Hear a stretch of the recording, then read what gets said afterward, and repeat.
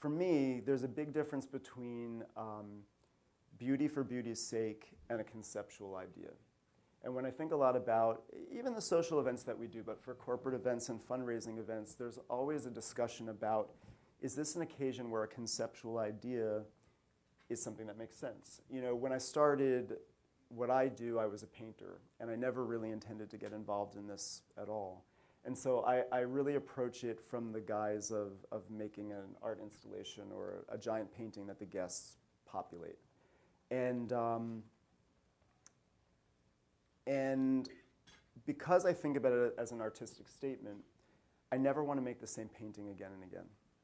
So I'm always thinking about, how do I make something that is absolutely keyed into what the event is all about. You know, when I started as a painter, I got involved with flowers as a means to support my painting.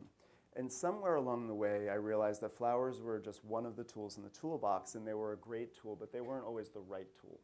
And so I realized that other times there were materials, maybe they were not things that you'd ever think of being cool materials to use for an event, but they might have actually spoken very, very clearly to what the event was all about.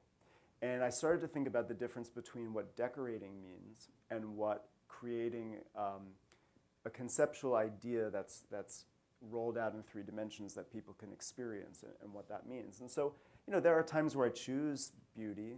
There are times where I say flowers is, you know, that's the right thing to do here, and that's the conceptual idea that's the most important one.